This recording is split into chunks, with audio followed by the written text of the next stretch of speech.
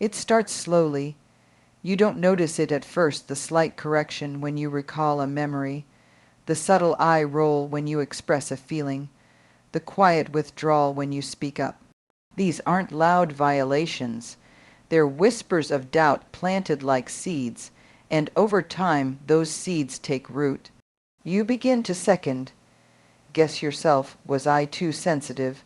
Did I remember that wrong? Maybe it was my fault. This is what narcissists do, not always with words, but with their energy, their presence, and their absence. They distort, they edit, they project, they play a long, quiet game of emotional erosion. And the most painful part isn't always the manipulation. It's the slow dismantling of the mirror you used to hold up to yourself, the one that told you who you were, because what they're really after is your reflection. Narcissists don't want you to see yourself clearly because your clarity threatens their control. When you know who you are, your worth, your values, your voice, you become harder to manipulate, so they do what they must to cloud that vision. They minimize your accomplishments, exaggerate your flaws, and most dangerously, reframe your emotions as liabilities. If you cry, you're too sensitive. If you get angry, you're irrational. If you try to set a boundary, you're selfish or cold. These aren't just criticisms, they're strategic. They're meant to break your trust not in them, but in yourself. And that's the betrayal that cuts the deepest. Because once they've distorted your reflection enough, you stop recognizing yourself. You start policing your own emotions, walking on eggshells not just around them, but around your own inner life. You shrink to fit the narrative they've created for you, one that keeps them comfortable and you in doubt. It's not just gaslighting, it's identity erosion, and it leaves you hollowed out, confused, and quietly ashamed of who you've become. But what they're hiding, what they work so hard to bury, is the truth of who you are. That underneath all their projections and judgments lives someone deeply empathetic, profoundly strong, and worthy of love that doesn't demand your erasure. They hide your resilience because it threatens their dominance. They bury your compassion because it exposes their lack of it. And they distort your identity because the real you would never stay in a space that required you to disappear. There's a unique kind of grief that comes from realizing someone you trusted couldn't stand your light. It's the ache of discovering that the love you gave was seen as a tool, not a treasure. And when you finally step out of their story and begin to write your own again, it hurts. Because before it heals, truth stings. You begin to remember the times you silenced yourself to keep the peace, the days you swallowed your needs to make them comfortable, the moments you shrank so they could feel big. But then slowly, courageously, you begin to rebuild the mirror, not the one they gave you, fractured and warped, but the one that reflects the wholeness they couldn't tolerate. You remember your voice, you honor your feelings, you start trusting your body when it says, "This doesn't feel right." And with every act of self-trust, you take back another piece of yourself. What they tried to hide wasn't your weakness, it was your strength. They knew what you didn't, that your empathy is a gift, your boundaries are sacred, and your truth is powerful. That's why they worked so hard to distort it, but they don't get the final word. You do. You are not too much. You are not too emotional. You are not broken or fragile or needy. You were manipulated into believing that your fullness was a flaw, when really it was just too bright for someone who could only survive in the shadows. That's not a reflection of your worth. It's a reflection of their fear. Reclaiming your reflection is not a single act. It's a process. It's the slow, daily commitment to choose truth over comfort, to love yourself in pieces before you feel whole again, and to trust that even if you can't yet see the full picture, there's someone in it they're worth fighting for, and that someone is you. There's something profoundly threatening about someone who sees clearly, feels deeply, and refuses to stay small, and that someone is you. When you're in the orbit of a narcissist, your bravery doesn't go unnoticed. It becomes the very thing they try to silence. Not because it's wrong or too much, but because it shines a light on everything they are unwilling to face within themselves. It's easy to assume narcissists are drawn to the vulnerable because they're easy to control. But the truth is, they're not targeting weakness. They're targeting strength. Real strength, the kind that doesn't always look tough on the outside, but lives in your emotional courage, in your empathy, in your refusal to shut down even when life has given you every reason to. They don't fear your fragility. They fear your fire. You see, your bravery doesn't always announce itself. Sometimes it's quiet. It's in the way you stay soft even after betrayal, in how you continue to love even with scar tissue, in how you ask hard questions, refuse to pretend, and risk being misunderstood to stay aligned with your values. That kind of strength doesn't show up in loud declarations. It shows up in showing up, day after day, with truth, with integrity, with heart. And for someone who survives through control, appearance, and emotional manipulation, that's terrifying. Narcissists need chaos to maintain power. They thrive in environments where people doubt themselves, where the truth is blurry, and where emotions are seen as threats rather than guides. Your clarity is a problem. Your honesty is inconvenient. Your need for authenticity is disruptive to the illusion they work so hard to protect. So instead of admiring your strength, they begin to chip away at it. They don't call it strength, of course. They reframe it. They call you difficult when you ask for respect, dramatic when you react to mistreatment, cold when you set boundaries. They don't just ignore your bravery, they gaslight it. They make you question if your most courageous traits are actually character flaws. Because here's what they won't say. It takes guts to speak your truth when you know it might cost you connection. It takes strength to be vulnerable when you've been hurt. It takes incredible resilience to keep showing up with integrity in an environment designed to confuse and diminish you.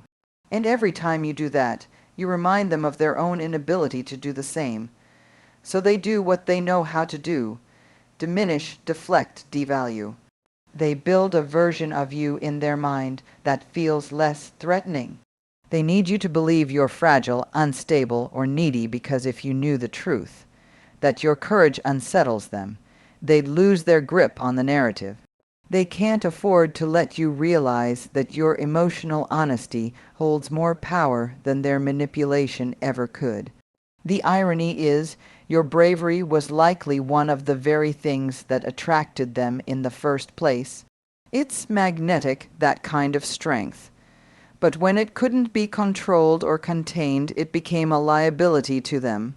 You became a mirror they couldn't stand to look into because in your presence their masks cracked. And still you stayed kind. Still you kept hoping, trying, stretching yourself for the sake of peace. But peace without truth isn't peace. It's submission. And eventually, even the strongest people reach a point where they can't betray themselves any longer. That moment when you decide to stop performing, stop pleasing, stop minimizing, is the moment your bravery shifts from silent endurance to active reclamation. And that's when the relationship truly begins to unravel. Not because you failed, but because you woke up. And once you wake up to the ways you've been silenced, something inside you changes. You start to listen to your own voice again. You begin to realize that bravery isn't about how loud you are. It's about how deeply you live in your truth. Even when it costs you approval, you stop contorting yourself for people who never made space for the real you, and you start grieving the version of yourself you had to abandon just to be tolerated. It hurts, there's grief, there's anger, but there's also liberation, because your bravery was never broken. It was buried under fear, under shame, under the lies someone else told you about yourself. But it was always there, waiting, and now it's rising again, maybe slower than you'd like, maybe shakier than you expected, but rising all the same. And here's the thing that no narcissist can take from you. The moment you choose to honor your truth again, no matter how softly, you begin to return to yourself. You begin to reclaim the power they feared. The power of a person who knows who they are, what they feel, and what they will no longer settle for. That is silenced strength no longer. That is you brave, broken open, and finally free. One of the most devastating parts of surviving a relationship with a narcissist isn't just what they did to you behind closed doors. It's what they told others about you. It's the quiet campaign they launched, sometimes long before the relationship even ended, to reshape your image in a way that justified their behavior and concealed their harm. It's the stories they told with half-truths and full-blown lies, carefully constructed to protect their reputation and vilify your humanity. You don't always see it happening. At first it can feel subtle. An offhand comment to a mutual friend, a small exaggeration that paints you as unstable, ungrateful, too much. But over time, the narrative builds. And what makes it even more insidious is that they don't always come off as aggressive. Narcissists know how to perform concern. They say things like, "I've tried everything, but they're just so emotional," or "I'm worried about them. They're not in a good place."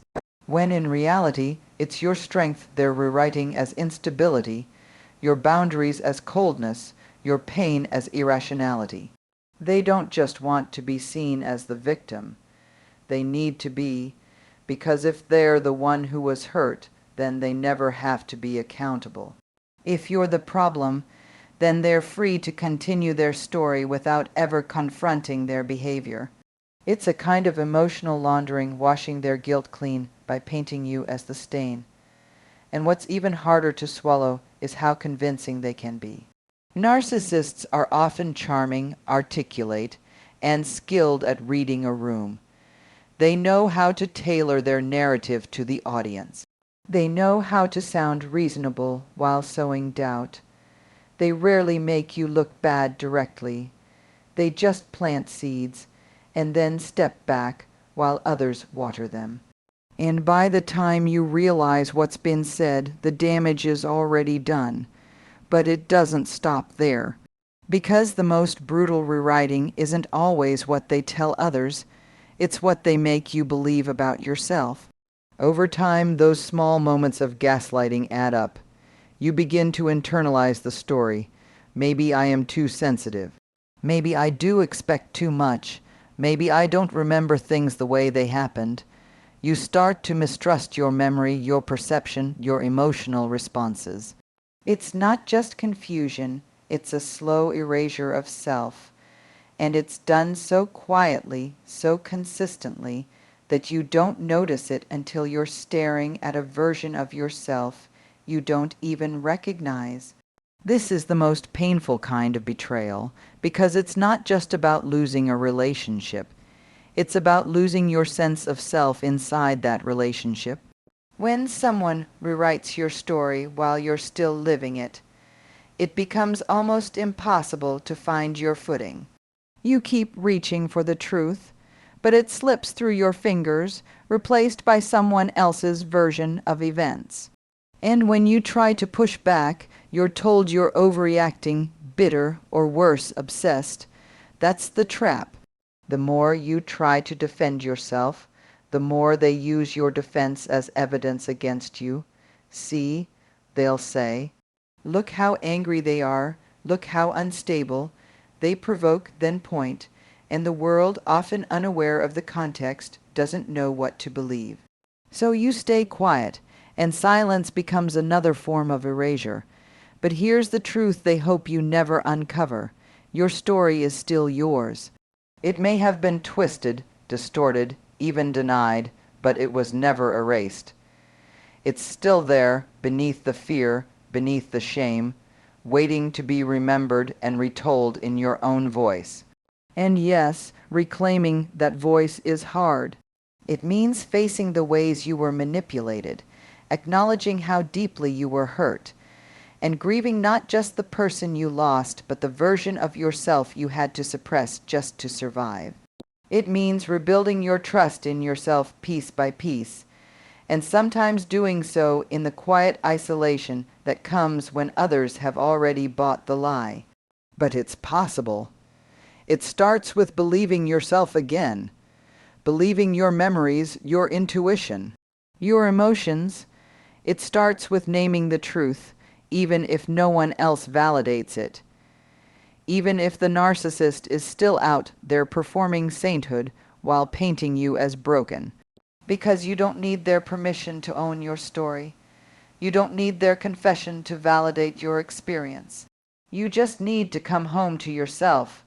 The story they told about you may have traveled farther. It may have reached more ears. It may have shaped how others see you for a time.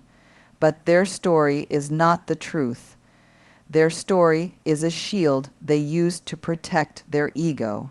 Yours is a path back to your wholeness, and no amount of lies can keep you from reclaiming it once you decide to tell it honestly. Yes, it hurts more than words can express to know you were rewritten by someone you loved, but it's not the end of your story. It's the turning point, the moment you stop asking others to remember who you are and begin the brave, quiet work of remembering yourself. And that is where your healing begins.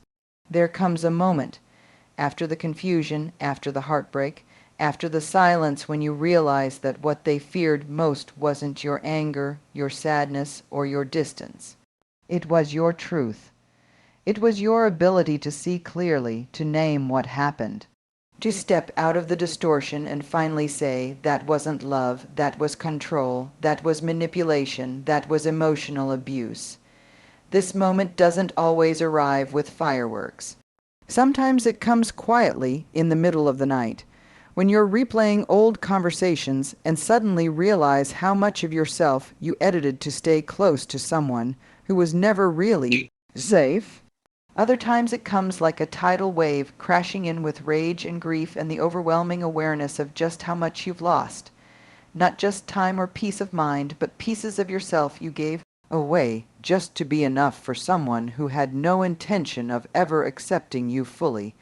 This is the reckoning.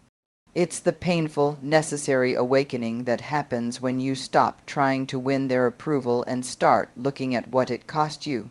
It's not about revenge. It's not about proving a point. It's about reclaiming the truth they couldn't handle, because to handle it would have meant facing themselves. And that's something narcissists are rarely willing or able to do. Narcissists survive by controlling the narrative. They twist stories, deny reality, and project their faults onto you so they don't have to face the shame of their own behavior. And they are good at it. They gaslight you not because you're weak, but because they know how strong you could be if you trusted your own perception. They deflect blame not because you are to blame, but because accountability terrifies them. The truth, for them, is a threat. It's the one thing they can't spin if you refuse to let them. So they hide from it. They silence it. And when that stops working, they try to discredit it by making you look unstable or unforgiving or bitter.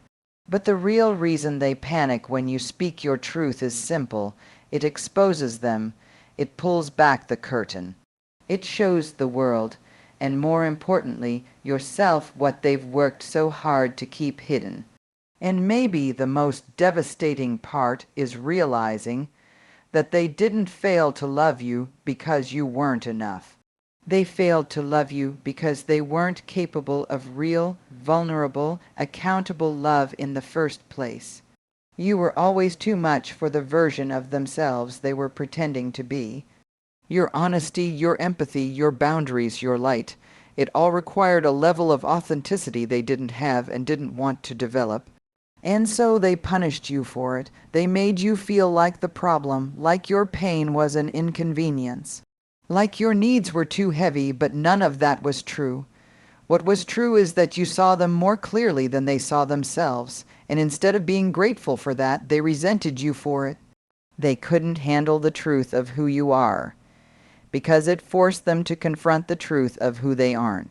So now you're here sifting through the damage, the doubts, the discarded versions of yourself you left behind to be loved by someone who only loved control.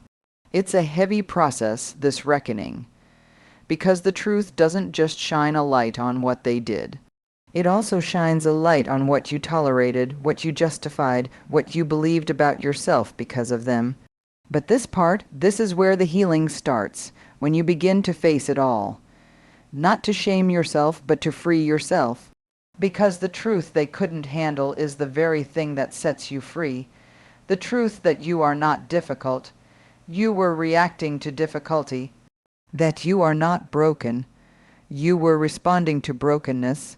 That your emotions are not too much. They were simply too honest for someone living a lie. The moment you stop trying to be palatable to people who thrive on denial is the moment you begin to taste your own freedom. You don't need them to validate your truth for it to be real. You don't need their confession to begin your healing. What you need is the willingness to sit with the parts of your story that still sting, still ache, still echo with the voices that told you to shrink. Because when you face those parts, you stop being afraid of them. And when you stop being afraid, you start to reclaim power. Not the kind of power that dominates, but the kind that protects, that says no without apology, that holds space for your voice, your emotions, your boundaries. That refuses to abandon the truth just to make someone else comfortable. This power is quiet, steady, rooted in self-respect, and it grows stronger every time you choose to stand in what is real, even when it's lonely. Especially when it's lonely, the reckoning is not easy. It asks you to let go of the fantasy, to release the hope that one day they'll finally see what they did. That one day they'll change, that one day they'll understand. Maybe they will, maybe they won't, but that day is not your responsibility.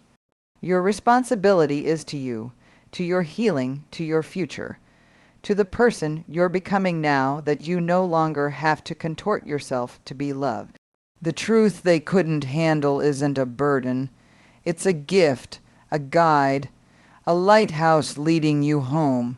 Let it lead you, because the truth was never too much. It was simply more than they could bear. But you were always strong enough to carry it.